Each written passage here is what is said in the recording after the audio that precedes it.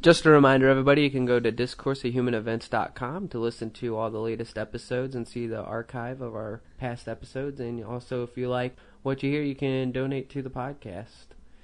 Isn't that right, Toaster? In this episode of the Discourse of Human Events, Zach and Harry talk about CM Punk and what he means to the UFC.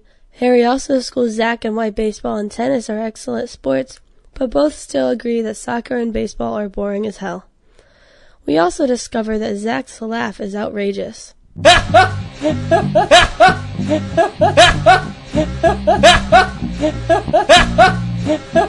Bitch be crazy. Enjoy. Everything's okay, I'm just trying to wag my age. Yeah, I wanna know where the hell the days go. Yeah, I wanna know where the hell the days go. I wanna look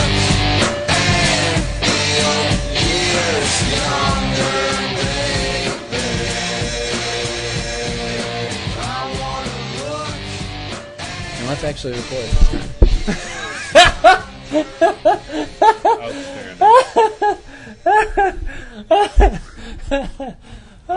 All right, so in all the professionalism, I forgot to hit the record button.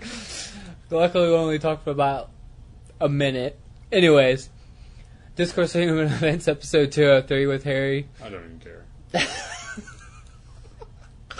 He's addicted to WoW. He doesn't care. But we're talking about UFC 203 and CM Punk because I don't know much about CM Punk. So we're going to talk about that. And whether or not CM Punk is going to get his butt whipped, which I argue he probably is because he's only trained for 2 years. I argue he probably will too, but he might not. It's always good for the sport to have big names in it, though. Yeah. I think CM Punk is great for MMA because it is having people like me who don't really care so much about MMA, but I was a big wrestling fan and I'm a huge CM Punk fan. Why was so big about CM Punk? I don't even get, like, I know the name, but People I know nothing fucking about love him. him. Why? He had What was about him? outstanding charisma. He was a fantastic wrestler, great athlete, and those are the ingredients for a great wrestler. I don't, like, I know I heard the name, but he He to held the me, title. he didn't reach the... He has the record for holding the championship the longest out of anyone who's ever held it. See, that's my problem with wrestling. That record doesn't mean shit. That's what who I knew wrote you were that going to in. say that. Yeah. So, who wrote that in? what matters when a champion holds the belt in WWF or WWE, whatever it's called now? What that means is that is who you're promoting as your top bill. That is and who, so he was the most famous for a long time. yes, that is who is holding your title. He's like the president, quote unquote, where he has the most popularity. He has the most, you know what I mean? He can create the most drama, make you, when you cut it down, he makes you the most money being the champion. That is the whole point of a champion in WWF. It is he's more of the big star, the big name. It is the biggest star at the time. What year was this? Like, when was CM Punk around? 'Cause 3 or 4 years ago. Oh, wow. I definitely bailed on wrestling way before that. But yeah, he had amazing charisma, and he was, I don't want to say a punk, but he was very anti-establishment. What's CM? I don't know. Maybe it's his name. I really don't know. I'm not that into it. But he was very anti-establishment in the sense that he was anti-corporate, and there was a lot of backroom shit. And like in the storyline or for real? In real life. Okay. And then they integrated some of it into it as well. But there was some falling outs between him and the corporation and everything. So, but this dude started off grassroots style in like backyard wrestling. No, I don't know about backyard wrestling, but one of the lesser professional like amateur. Leagues. Okay, have you ever seen the movie The Wrestler? Yeah. That league in that movie is a real wrestling league. Oh. That's the league he came from. If I'm not mistaken. Okay, so like an amateur league, but one of the big ones. Amateurish, yes, but big enough to actually have. So I guess you could call it pro, since he probably gets paid for it. He got paid for it, yeah. It's just a lesser known pro. Right. Does the WCW still exist? No, or are they like? merged with the Vince WWF. McMahon bought that for a 6-pack of Natty and a 20. He bought it for so cheap. Because See, that's my point. Like, I didn't realize CM Punk was that big. He was like, pretty fucking big. He was on the cover of the video games and everything. Oh, That's okay. big. Yeah, okay. He was John Cena big. Oh, let's not say that. That's what I mean. Yeah, Like, he was John big. Cena, I know, is huge. And he wasn't like When you get put in matches Stone with Cold The Rock, Steve Austin big to me. When Or you're The big, Rock, yeah. you get put in a WrestleMania main event with The Rock. Yeah. That's how big he was. Okay. Okay. That's crazy. So he was a huge name. So that's why it's such a big deal. Yes.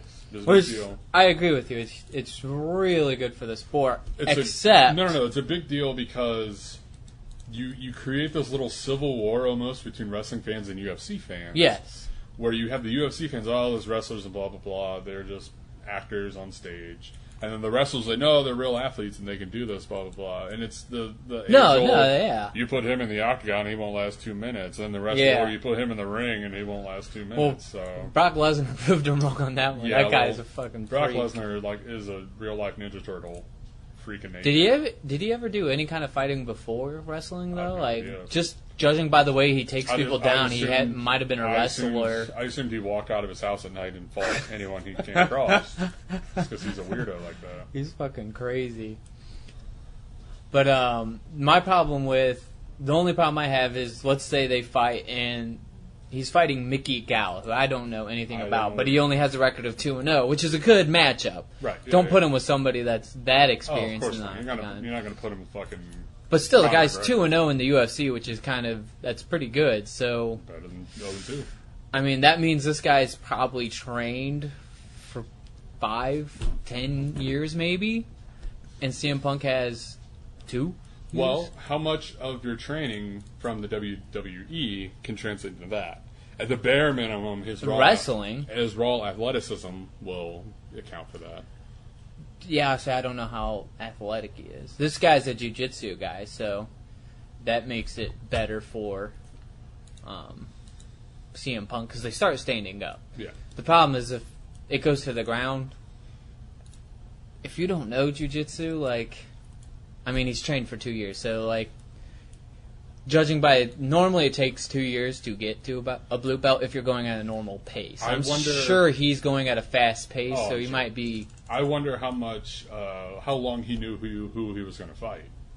Because that matters a ton. Yeah, that does. That's a good question. Because then you can focus your training Because on if you give me 2 years... Well, I don't want to say that.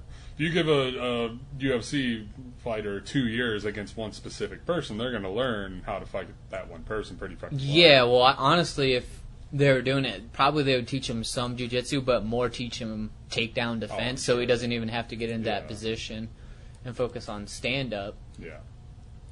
Submission average 20. What the fuck does that What kind mean? of stat is that? Yeah, why is it an average of 20?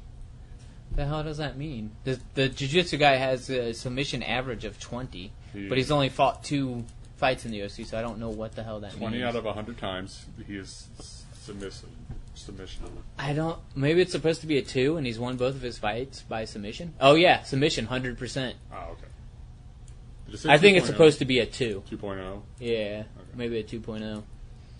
So, he has won all his fights by submission as well. So both of his fights were won. His UFC fights. So they don't. These are his professional fights. Who knows what? If he's made it to the UFC, that means he was probably a good record before that. I'm sure. They do. Have you seen the Ultimate Fighter? That's how they put new fighters. It's like the reality show that got the UFC big as well. Oh, I remember that. Yeah, I didn't know that was still going on. Yeah, they still do it.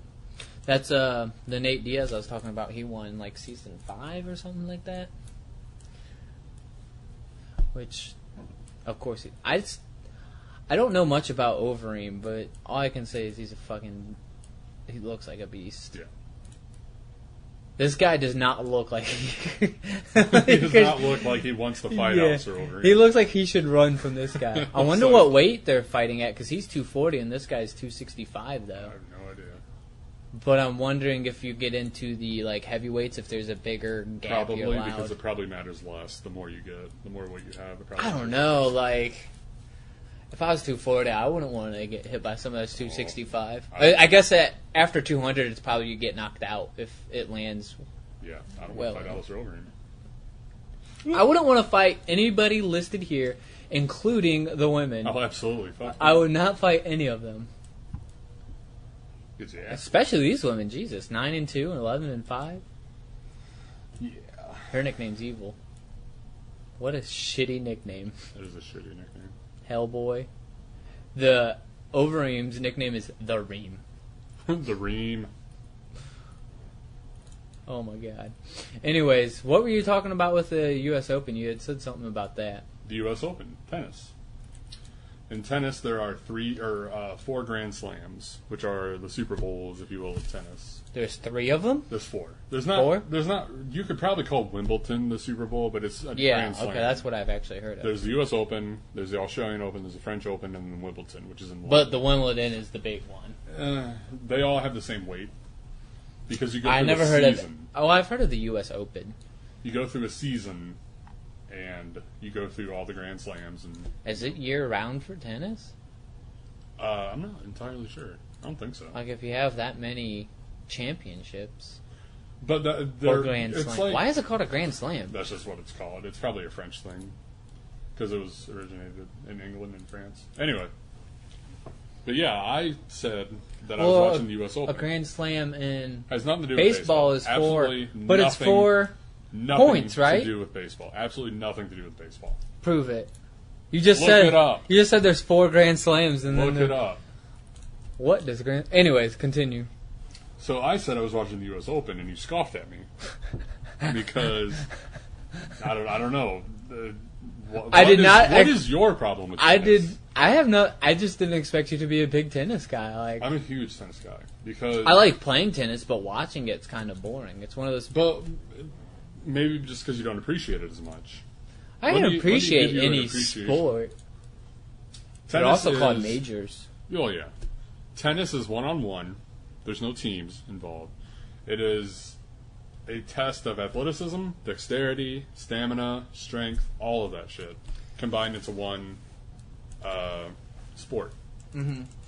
So let me stop you there. You're into tennis for all those reasons, but you don't watch UFC as much. I can't watch everything. I would argue that all sports are basically a test of that. I'm not arguing against anything. I just can't watch everything. You know what I mean? Just because I didn't get into something doesn't mean I don't like it. Sure. I know this is the internet age where if you don't like something, you hate it and want it to die, but... No, I'm fine with... I'm just saying, like, I'm surprised if that's the reason you like tennis, you don't watch the UFC as much. No, it's just I can't watch everything. I watch football. There's sports you love, you know what I mean? Yeah, that's the problem. I never got into any of those sports either, so those never entertained me. Anyway, that's what I'm saying. Anyway, so tennis is all about. It's like a fighting game because I'm a huge fighting game guy. Yeah. It's 1-on-1, and it's all about controlling space. It is controlling your opponent and forcing them to run out of options or do a very, very unfavorable option to get you to get the ball in the correct position. And it's all about manipulating your opponent based on how you hit the ball and where you place the ball. Forcing them to, like, run after it. Correct. Or get in weird positions. Perfect example, there was a women's game last night, and the poor girl twisted her ankle in, like, the first or second game. Twisted her ankle, and she was hobbling around a little bit. She still played, but you can tell she was not playing at her best. This was in the top 16, so no, these are good players. Okay. And the other woman took advantage of it. She just forced her to run around the court. Yeah. Like, would just hit force her to use... Right, hit her on the other side of the court, you know, make her run around when she didn't want to. Kind of shitty, but hey, you got to play to win. Well, you know? I mean, yeah, if you're playing to win, that's what you got to do. What I love, one of the most interesting things about tennis to me is that you technically don't actually score any points in tennis.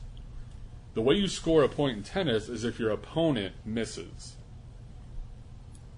The only way you get a point is if your opponent fails to return the ball. Yeah. So you are not actually scoring any points. You are forcing your opponent to fail, if you will.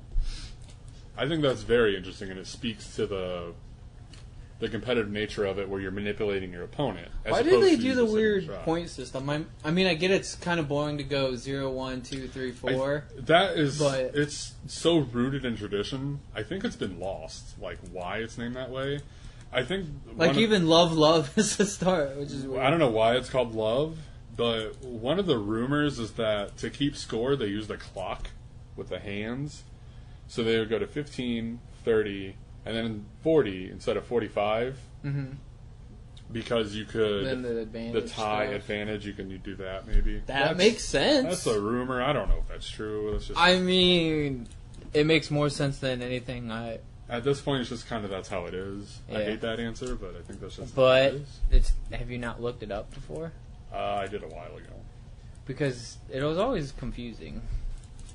It is more interesting, though, in saying 0, 0, 1, if it's 0. a tiebreaker, they just go 1, 2, 3, 4 up to 7. I thought they just do like advantage or whatever. No, like this is a tiebreaker system. Really? Mm-hmm. How's that work? Because that's different than what I know. Yes. I don't remember what triggers it. If you go back and forth too much, it'll trigger on the last set. And you play first to 7 or something like that. First to 7 points wins. And it alternates serving. Weird. Yep. I did not know that. I just remember doing advantage, then you lose advantage. Well, that's every set has that. If it's deuce, then you have to get advantage and then win the advantage. Yeah. Yeah. That's what I was talking about. The origins of 15, 30, and 40 scores are believed to be medieval French. The earliest reference is a ballad by Charles de Orleans in 1435. Holy fuck, I did not know it was that old. Absolutely. We are winning 30. We are winning 45. Huh. Did it say anything about the clock? It is possible that clock faces were used on the court with a quarter move of the hand to indicate a score of 15, 30, and 45. When the hand moved to 60, the game was over. However, in order to ensure the game could not be won by a 1 point difference in player scores, the idea of deuce was introduced to make the scores stay within the 60 ticks of the clock. The 40 was changed to 40, or the 45 was changed to 40. Therefore, if they both have 40, the first player to score receives 10, and that moves the clock to 50. If the player scores a second time before the opponent is able to score, they are awarded the 10 and moves to 60. Huh. So if a player fails to score twice in a row, the clock would move back to 40 to establish another deuce. That makes so much sense, though. Could very well be. Another theory is that the scoring nomenclature came from the French game Jeu de Paume. Where? Jeu de Paume? Jeu de Paume. I was close enough for never having French. Of the hand. Of the hand. Palm, like palm hand. The tradition court was 90 feet in total, and the service scored, he moved 15 feet. If he scored, he could move another 15 feet. If he scored a third time, he would only move 10 feet. Ooh, that makes that sound like it could come from that. Yeah, tennis evolved from that game. Handball. It's basically handball back in the day. You would play on a court and you'd hit the ball. Well, it sounds like both of those could technically be origins, though. Yeah. That's how it originated, though, is handball? Yep. Was there a net? Yeah. Well, they tied like a banner. It was like a, like a banner that you'd hang up with flags. Yeah. Tie that across the thing. And they would just play handball? Yeah. Huh. It's weird how sports evolve and catch on. Hardly had any rule changes. Yeah, it seems pretty pretty set. Yep. Like baseball and basketball and football all changed quite a bit. That's also a testament to how good the sport is. The less you change, you have something good going. Yeah. Well, I'd also argue that they're more complicated sports too, though. Tennis is a very bare-bones sport. Well, that's what I'm getting at, is that you don't appreciate it on a deeper level. I'm not saying that as an insult. I'm just saying you're not seeing subtle things that are happening. No. That's what I'm saying. Yeah. On the surface, it could look simple. Any sport does. I'm saying... Someone could say UFC just dudes beating each other. I'm saying it hasn't had a lot of rules changes because it's a simple sport. There's not much you need to change. Right. You know what I mean? With football, there's so much going on. There's rule changes to fix things. The main reason you change a rule in football is for safety, is what they'll tell you. It's for safety or to make it more exciting. I was about to say, or entertainment value. Yeah. The good example is they just moved the kickoff up 5 yards. So they kick it from the 35 instead of the 40. They kick it up 5 yards closer to the opponents. So the opponents get a 5-yard advantage? It increases the likelihood of a touchback. Because most injuries, I see what you're saying. It is very dangerous to return a kickoff because both teams are running. They had about 40 yards of a sprint towards you. Yeah. It's about as fast as they can go in body armor coming at you. So that is where a lot So of it's more injuries likely to get an injury. Right. I So see. you increase the likelihood of touchbacks, which you catch the ball and you kneel in the end zone, you go to the 20. That's definitely not an entertainment. Right. So, but one that is for entertainment is they move the extra point kick back 5 or 10 yards, something like that, For field goals? for extra points. Like when you score a touchdown and then you go for an extra point, yeah. you kick not it have to back kick further now, so it's actually So harder. it's not always guaranteed because it did seem pretty Correct. much. That is one where it was. That's entertainment. I like that one. However, if you go for 2, you got to go back to the half-yard line and try a 2-point conversion. So it encourages you to go for 2 if you want, because you have a better chance than just getting the free kick, which isn't so free anymore. Yeah, see, that's what I'm saying. Football just has more rules to change. Oh yeah, there's a lot of knobs to tweak and stuff. Yeah. I see what you're saying. Yeah, in tennis you really can't change much. I can appreciate tennis being In tennis- subtle with what The most you could fuck with is like the racket size, maybe. racket, the net size. I mean, No, you can't really fuck with that. I mean, you can. I'm just Oh, saying you these could. are all knobs you can You turn. can make the court Big, 2 feet small, by 2 feet yeah. if you wanted. Yeah, that There's just no reason to change Right. most of the things in there. right. And have they ever changed anything? The rackets changed in the 60s, I think. Just the The size? rule for it, yeah. Because if you look back in the day, you had the long, skinny racket. Yeah, with the little... Yeah, I see those at thrift stores every now and then. Yes, those were back in the day. And Uh-huh. then now you got the ones that are wide. Very you short can handle. choke up on them. Yeah. Because you have so much more control, and that makes Makes for more entertaining. Yeah. Or more strategy when you hit the ball. Yeah. You're like able to put more spin on it kind of thing. Yes. And that is also why I love tennis, is because See, I can... there's a lot of yomi factors going on here, if we can bring Yeah. up yomi. If anyone doesn't know what yomi is, it's a Japanese word for reading, used in fighting games mainly, to when you read your opponent and you know what they're going to do next. That's Yeah. what yomi means. They're like, I know that you want to do this move, but you know that I know that you want to do this Those move. would be So different layers, yes. yada So- yada yada yada.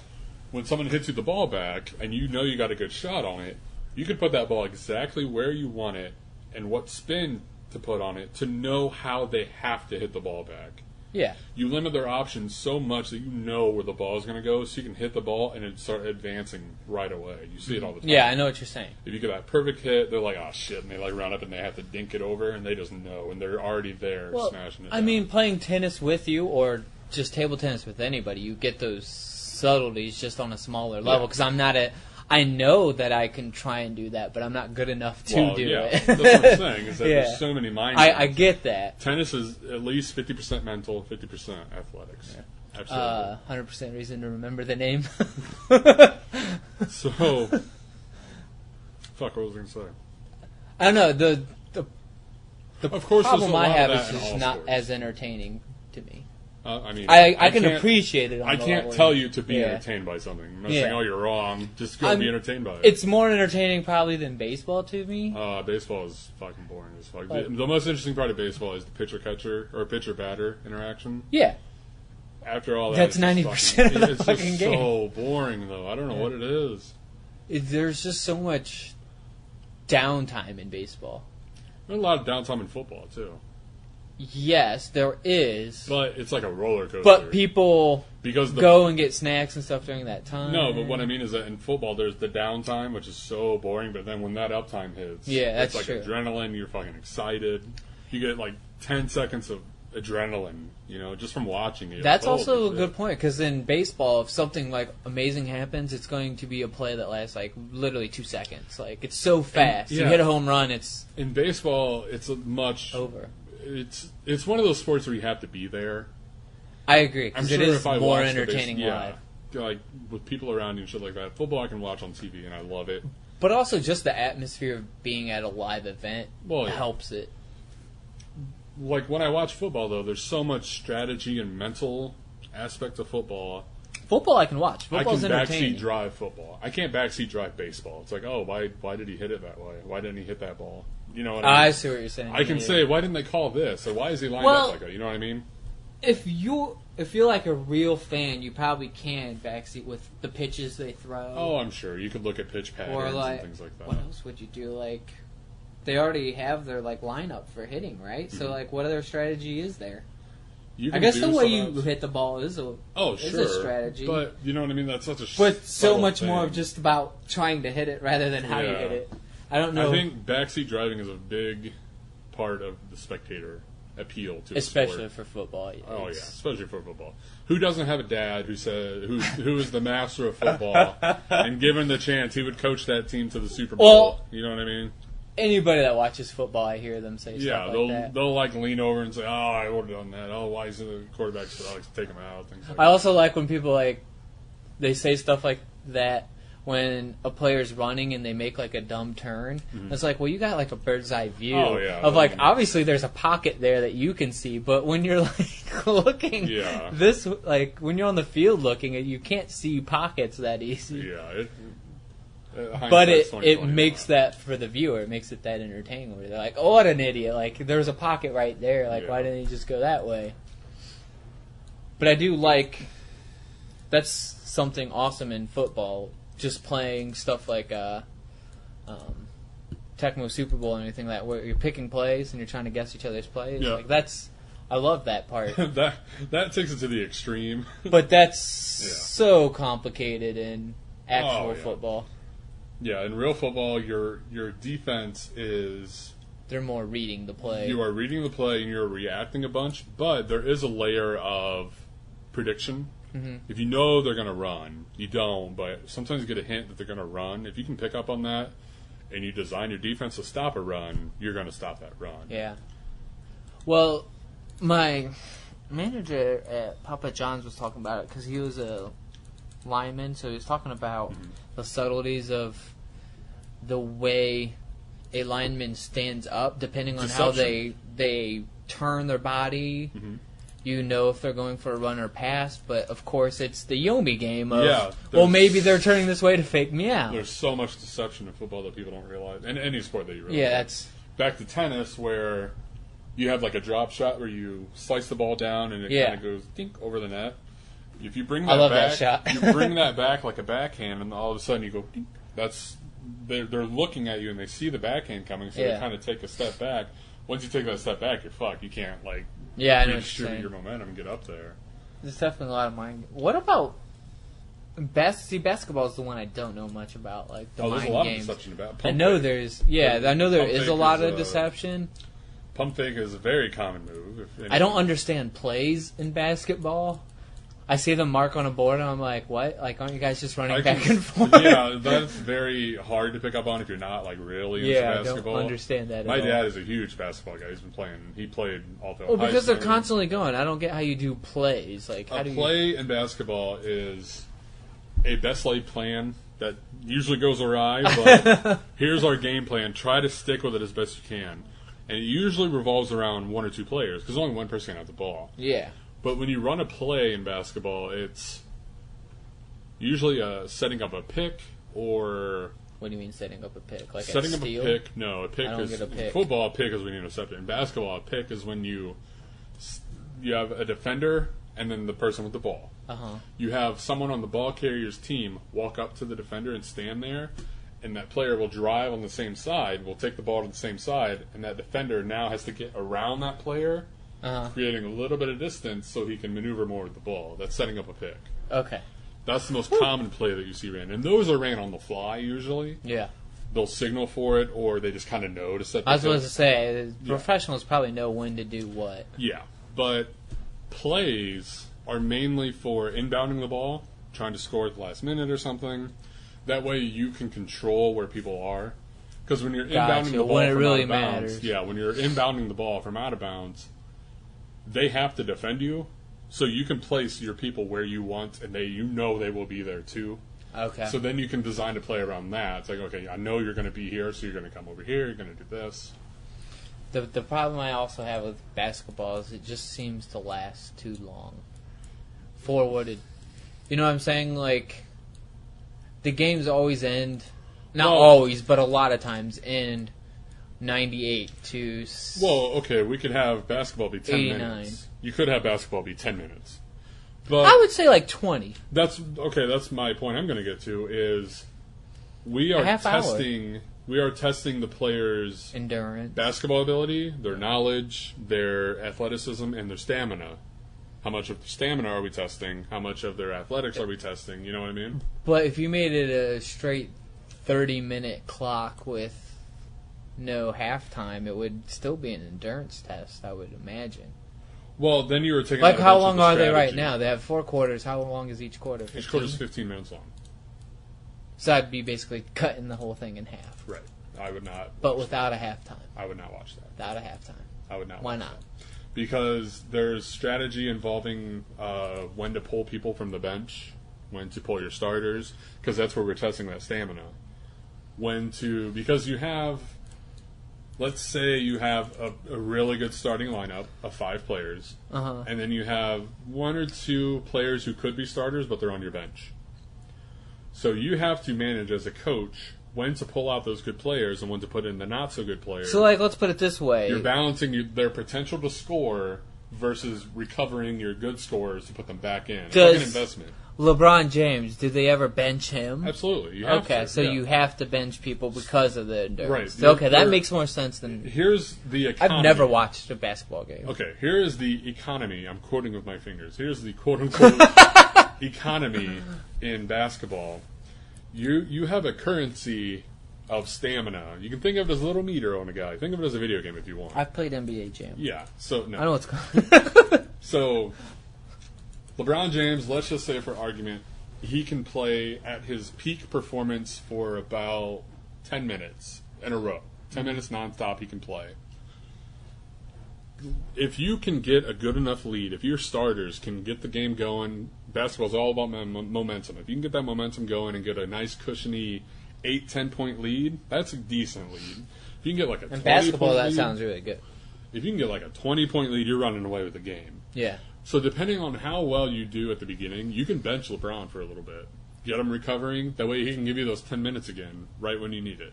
I see what you're saying. If you have to push him out to 15, 20 minutes just so you have to stay in the game, it's going to be harder for him later in the game to carry it further. So you're investing your good players to build you a lead, ideally, to build you a lead. That way you can bench them, let them recover, have your bench players come in, plateau. Mm-hmm. If they can score more points, great. If not, you just don't want them to lose too badly so you can get your good guys back in there. That's a very elementary way to put it, but that's kind of how it works. That makes me appreciate it more, because now I understand a little more of... Right. I always just assumed, like, your Michael Jordans and your LeBron James are just going to play the whole game, basically. That's impossible. It's not like football where a quarterback can play the whole game, because he's not getting hit that much. I mean, because basketball is constantly moving, constantly. Yes.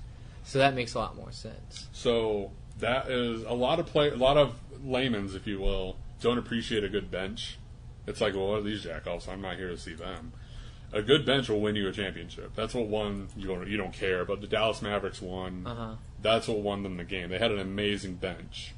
So they didn't have LeBron James. They didn't have 10 players, level 10 players. They had a bunch of level 8s. Level 8 starters and some level 8-7 benchers. Okay. So they had just consistency of good players. Consistently good, but none of the star players. Right, and you can juggle in whoever you needed. That was like that whole... whole... You need a big guy, throw a big guy in there. You need a small guy. That baseball movie where they did that?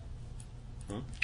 There's some movie based on a true story where these I forget what team it was. They had a really low budget. Moneyball, yeah. So they had a really low budget, so... Instead of trying to get all the stars, because statistically this guy proved that the stars actually aren't the best players. Oh, especially in baseball. So he just took the statistically best amateurs and put them all on a team. It was the Oakland days. Yeah, so it's sort of the same thing of just getting a lot of good players. But yeah, that's the balance you have to have in the real economy when you have a salary cap and how much money you can spend on players. You need Does basketball have salary cap? Oh, absolutely.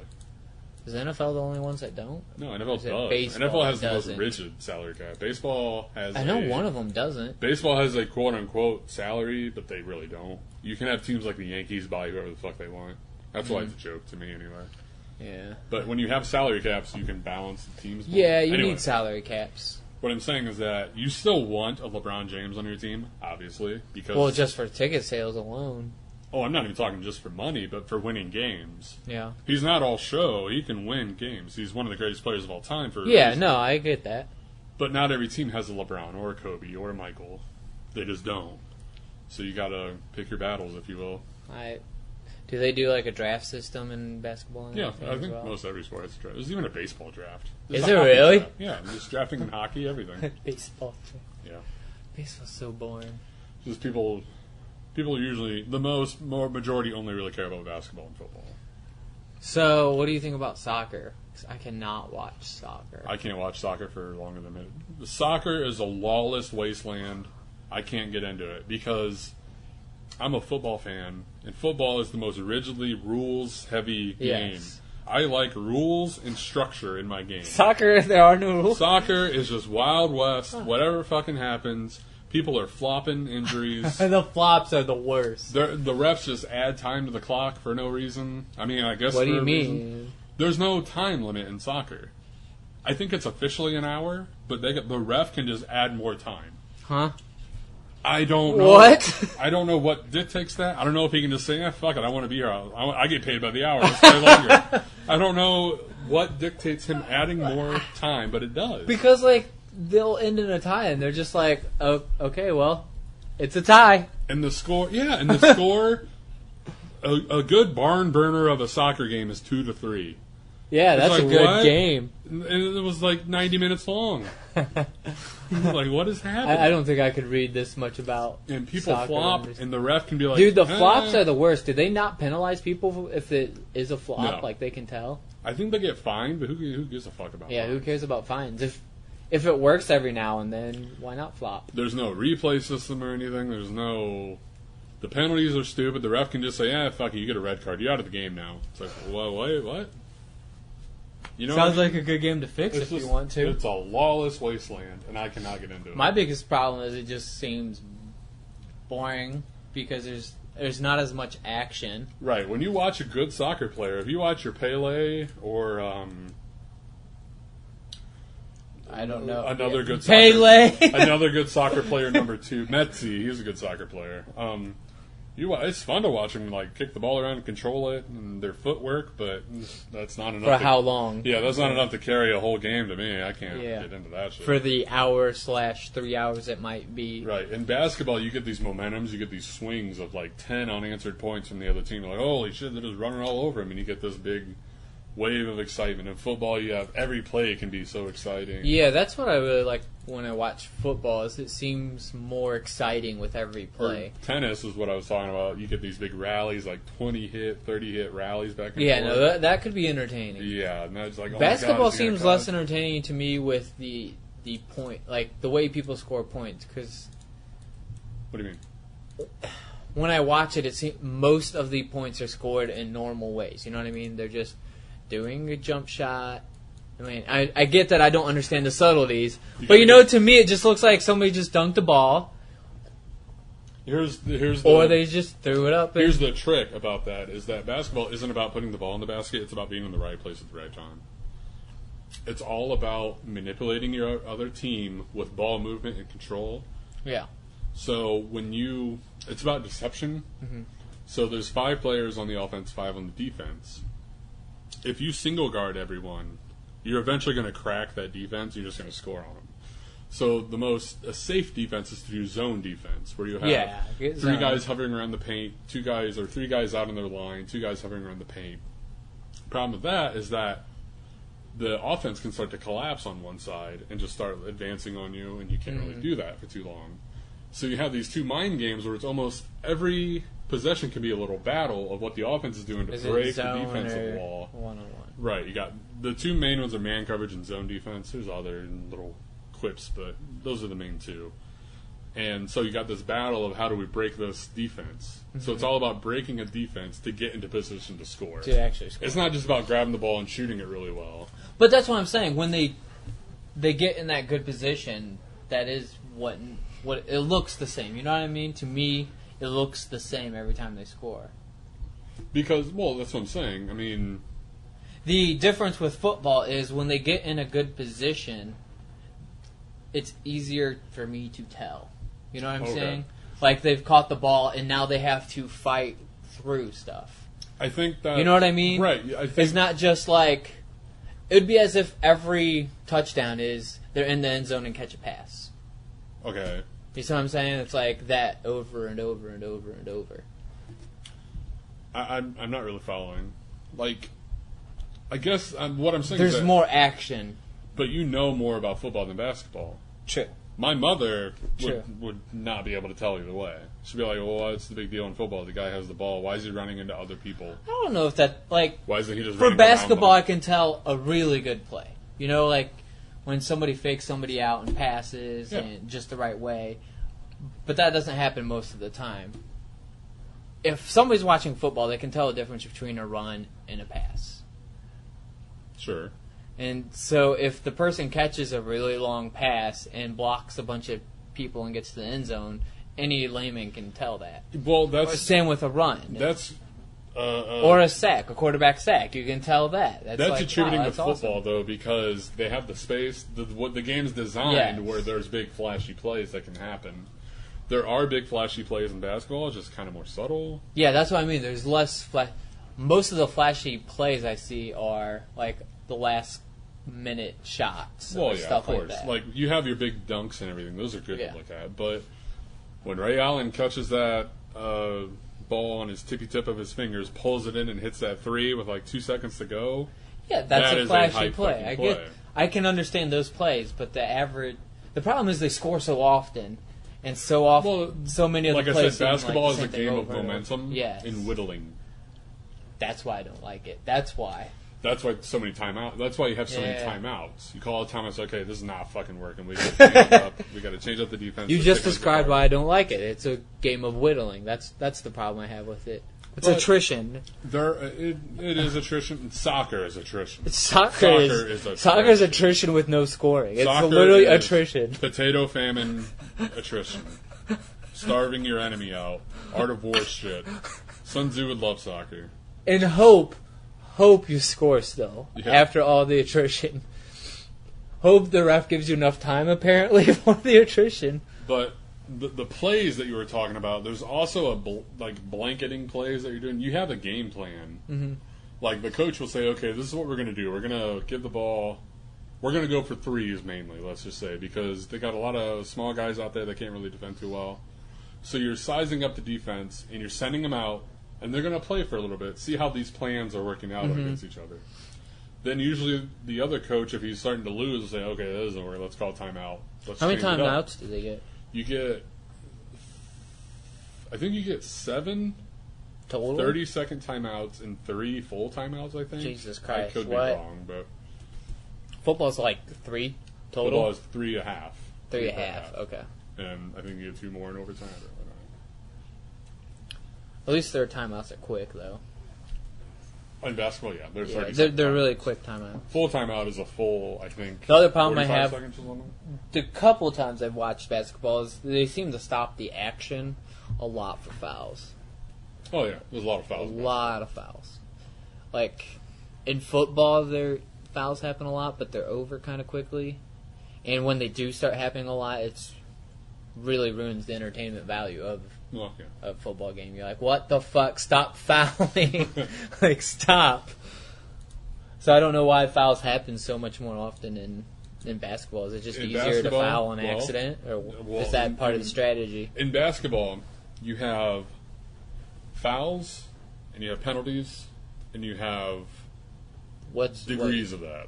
Fouls and penalties are different? Yes. So a foul... Oh, I think I know. Is when you foul someone, like you hit their hands or you hit their arms. The hand is part of the ball. someone's going up for a shot, you hack their arm, that's a foul. If you dribble the ball out of bounds, that's technically a penalty. It's an out-of-bounds penalty. Mm-hmm. You know what I mean? It's a self-inflicted thing, or I stood in the paint for 5 seconds, that's a penalty. But if What stood in the paint for 5 seconds? Well, there's the paint area. You can't stand in there for 5 seconds. What is the paint area? The paint area is under the basket. Line? Under the basket from the baseline to the free throw line, that little rectangle that you see. The little red rectangle? Yeah, whatever color it is. That's the paint, quote unquote. You can't stand in there for too long. If you stand in there for 5 seconds, 5 second penalty. If you hold the ball for 24 seconds, a shot clock penalty, violation, if you will. Even if you're dribbling around with it? You have 24 seconds to shoot the ball. The ball has so to... you have to pass. You have to have the ball hit the rim. Okay. In 24 seconds. Wait. You can't pass it and it restarts the clock? Nope. You have to have the ball hit the rim within 24 seconds. Your team has to do that. Wow. Okay. Yep.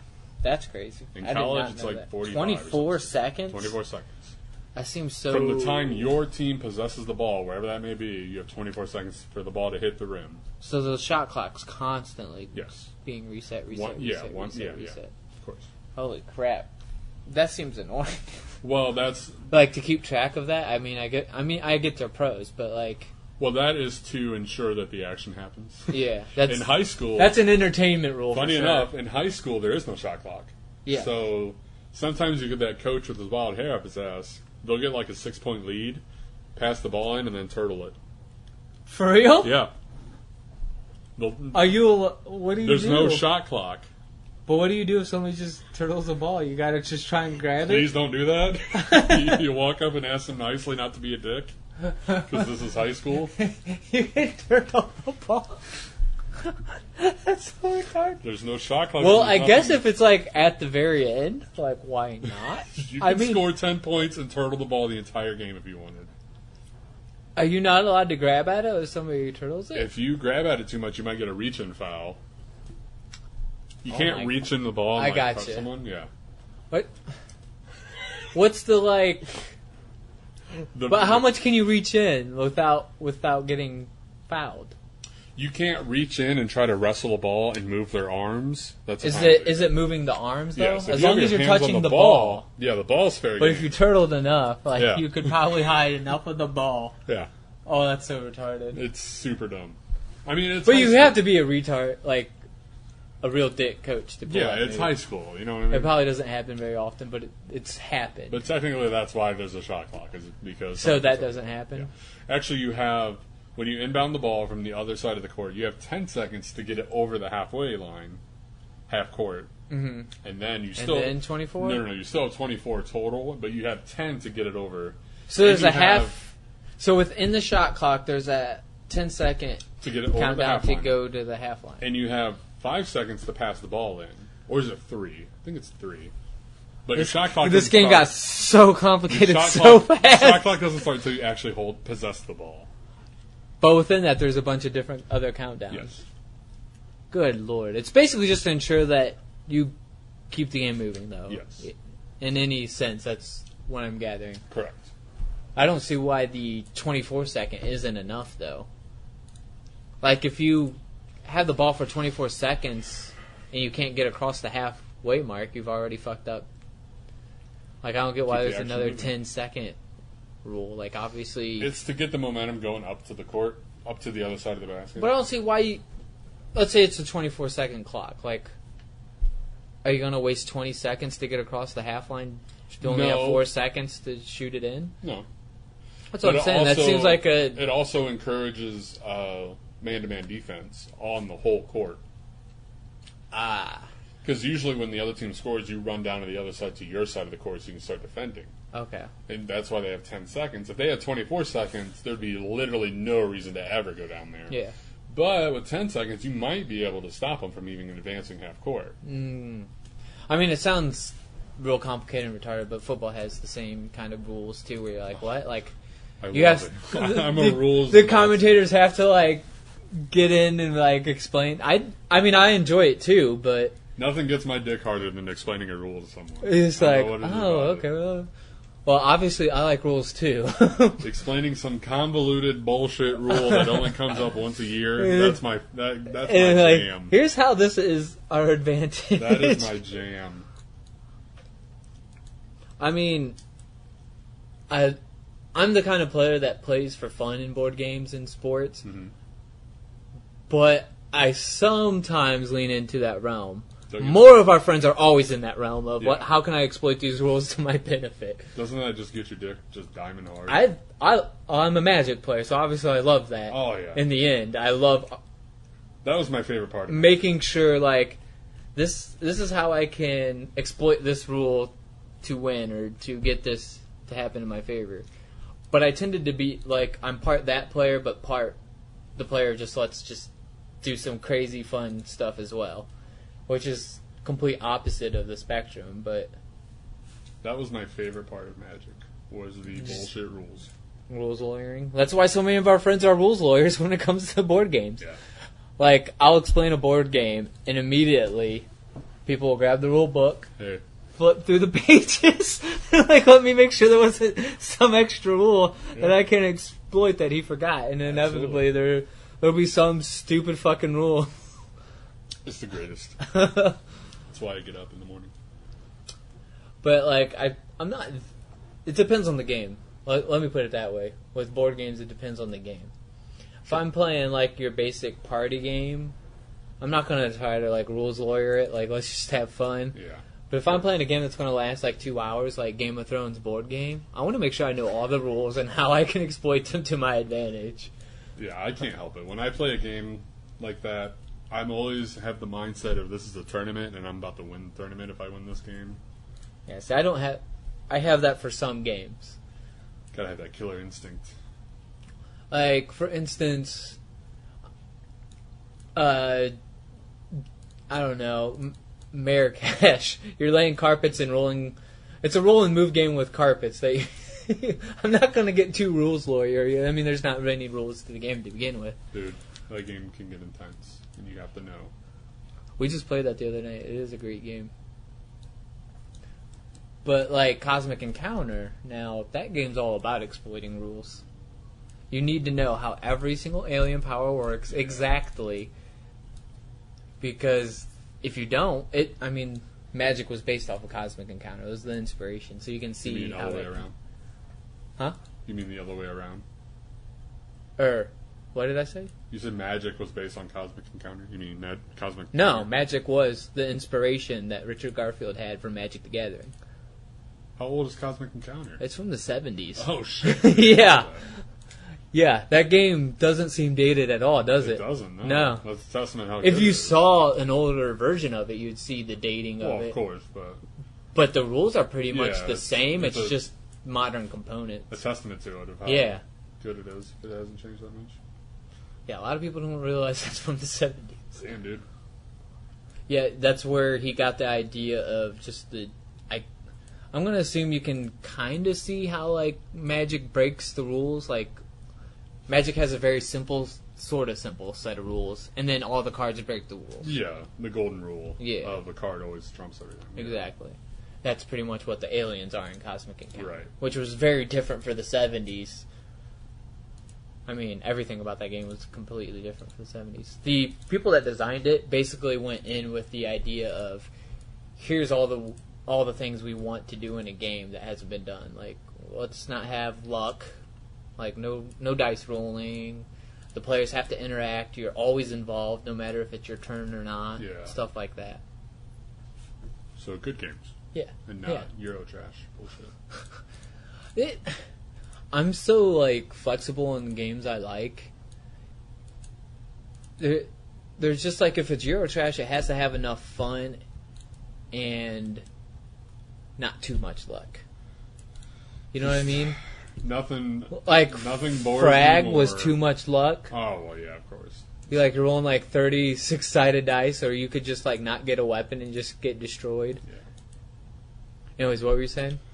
Nothing just disappoints me more when I'm getting into a game and then you the only win condition is victory points. I don't know. Can't get into it. in the game I designed as victory points. I liked your game, but it had a really good theme. I love the theme of your game. But it's just not my I get your point with victory points.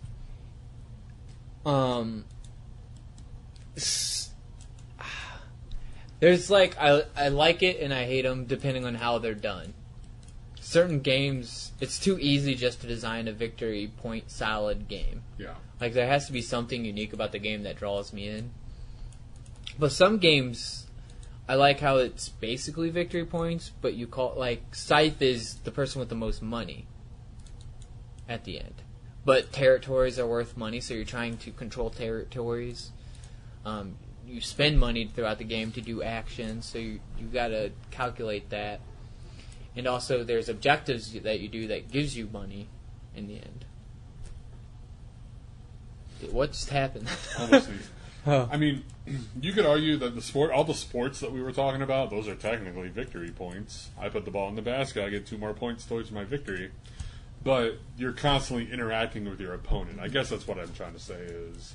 You don't like the single-player victory point games. God. That's what you don't like. Oh, God, yeah. Like, you wouldn't like... like Dominion. I'm not a big Dominion How can fan. you not like Dominion? No, So because good. you guys are all nostalgic for Dominion. That was like one of your first games. That's still my favorite deck builder. That's what I'm saying. It was one of your first games that it like kickstarted your love for board games and like you. No, really that got was into it. Settlers of Catan. Okay, sure. There's another one that fucking irks me, but anyway, you guys have nostalgia for those games. I feel No, they're single player deck building games. I So don't boring. mind single player games though. That's the difference between me. That is just where we disagree because Yeah. I just don't get it. I'm okay with non-interaction games to a point. Like Race for the Galaxy is one of my favorite games. You don't ever really interact with your opponent except for the action selection in it. It's like what's the But I point? like building my own little empire and hoping I build a better empire than the opponent.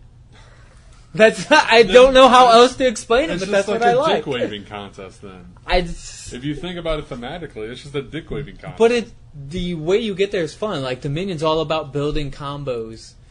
Like it took the combos of Magic. Like you love making combos and cool things in Absolutely. Magic. And Well, then here you go. And then I use my combo engine to do infinite damage to your face. You know what I mean? At least I have something. It's like my reward for building this combo is that you have negative 1 billion life now.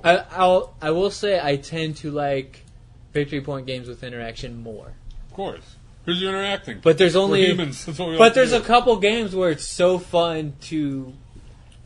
Really, now that I think about it, the only ones that I do like are games that are a lot of combos, where it's like I get a like really cool engine going, because Race for the Galaxy is definitely a big combo game. What was the other one I just saw? Scythe, Nations. Scythe is an interaction. But anyways, what were you saying? You were saying something about Settlers of Catan. You were saying something about it. No, you said you just said you could get into Settlers of Catan. What you don't like about it? I mean, there's obviously complaints. I've heard Settlers before. is okay. There is a lot of interaction with the trading and everything. Yes. But that is like a placebo of interaction. It's almost like king making, like encouraged king making, if you will.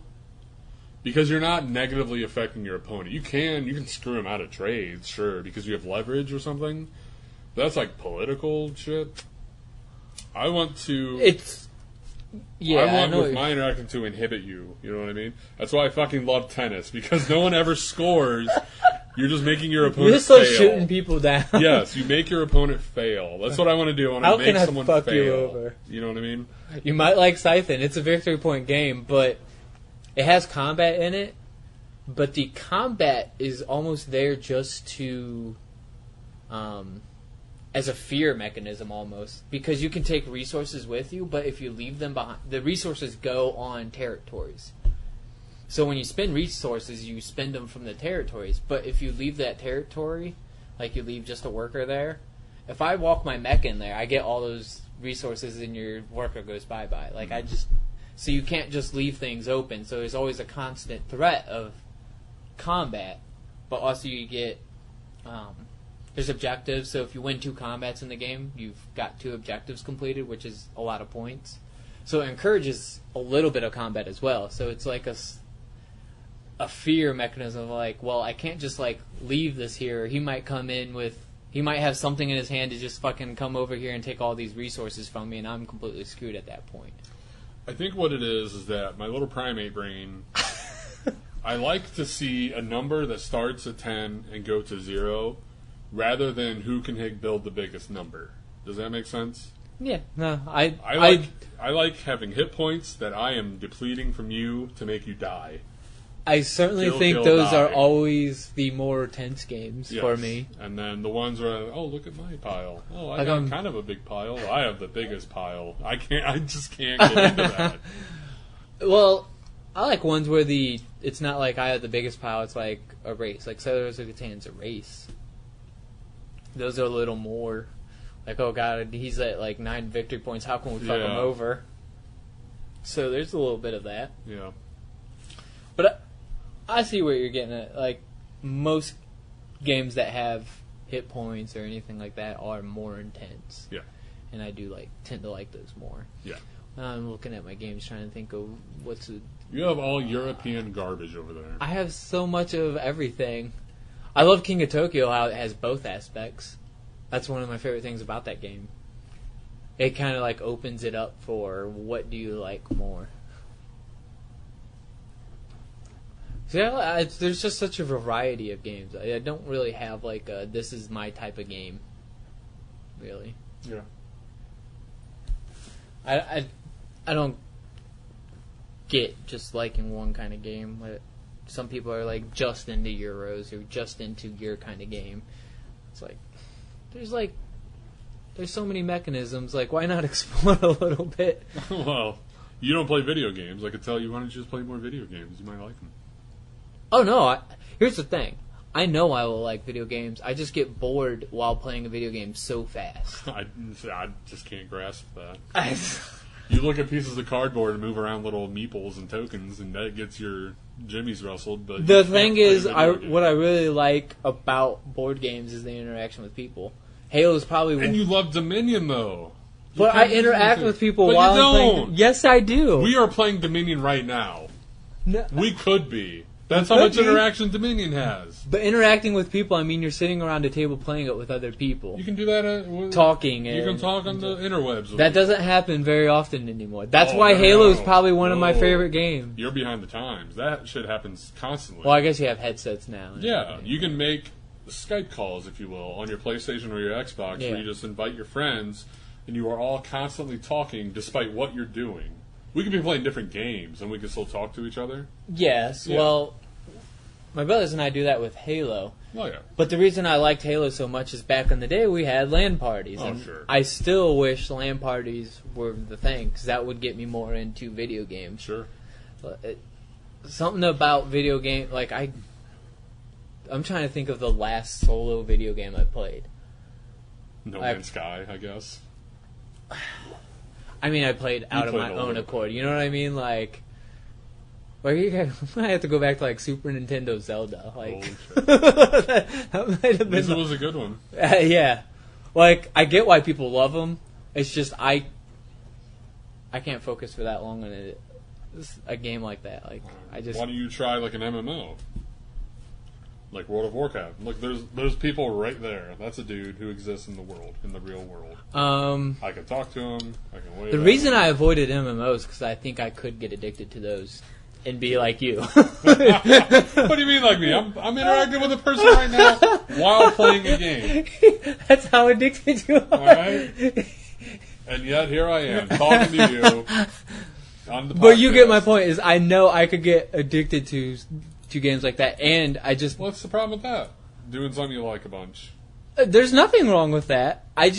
There's other things I would rather do. I like being productive in my own terms. You know what I mean? Like, if I was playing a video game, I wouldn't be writing or doing something else. That's what I don't... That's why I try to stray away from those. Oh, okay. Like, I know I would get addicted to this. That's why I don't have WoW. This would be a problem. Hey, I played Diablo. OG Diablo. Diablo's awesome. Maybe I played Diablo 2. I don't know. The better one, of course. I think I played Diablo 2. Roller Coaster Tycoon. I played that. My that God, was a scene. I love Roller Coaster That was probably one of the best games ever. I spent a lot of time designing roller coasters. And they're always like, it's too scary. I'm like, you little bitch. He's like, this is fucking greatest roller coaster ever designed. It's only 12 G's. Don't be a bitch. What is it, the 18 loops in a row that got you? What is it, the brain hemorrhaging the stars after the third one? Don't be a bitch. That was probably the last game I really got addicted to, if you don't count. No, Hearthstone wasn't as bad as that. Like, Roller Coaster Tycoon, I would sit there for 6 or 7 hours, just design. Like, I had multiple parks. I would, like, actually read forums and, like, how to, like, There's design. still a Roller Coaster Tycoon community. Really? RCT, subreddit. For RCT the, like, subreddit. OG one, though? Roller Coaster Tycoon 2, the good one. Yeah. Yeah. Because they came out with, like, the 3D one that was bullshit. RCT on Reddit. Wow. That's awesome. That's how good of a game it was. Did you ever read the original Roller Coaster Tycoon? Was written in some kind of programming language that was outrageous. Yeah, really long. insanely hard to write for. Because it only had like one register memory. Yeah. So you had to constantly call back and forth between shit.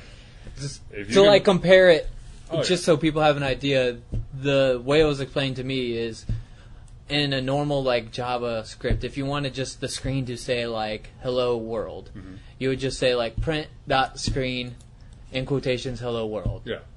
To do it in this program would be, like, half a page, almost. Yeah, you'd have to recall so many things. Yeah.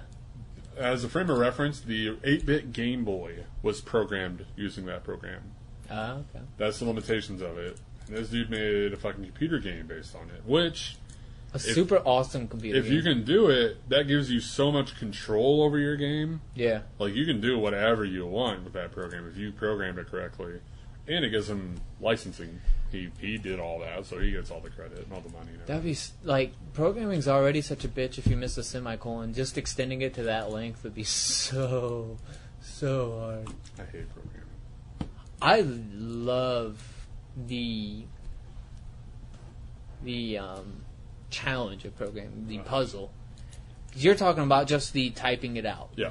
But really, programming is like, once you know the language, it's not a problem. Oh, sure. It's really about the puzzles. Yeah, I understand that part. It's just I don't want to sit there. Like, when I was in a programming class, like, all these people, like, I know C++ and Java, and I'm like, I don't know any of these. But, like, they couldn't solve the puzzle, and I could solve it better, and I just needed help with, like, now how do I actually write this? Right.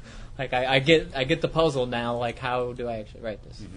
And there's not ever just one answer to the puzzle. It's there's better ways to do it. You can program a myriad of things. Yeah, it's... Myriad? Myriad? Myriad? Myriad? I don't know.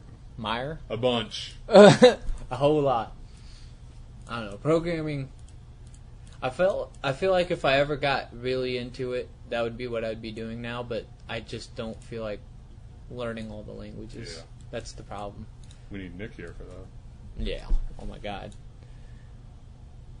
Anyways, that's a good time to end it. Like, we don't need to go too much past an hour. First off, we talked about sports somehow for like a half hour and 45 minutes, and I know dick about sports. I basically got a sports lesson. You held your own. I'm proud of you. I know UFC sports. Your father's finally proud of you. I know a little. I know football for the most part. Oh, sure. Basketball, you basically taught me basketball today. I wanna know.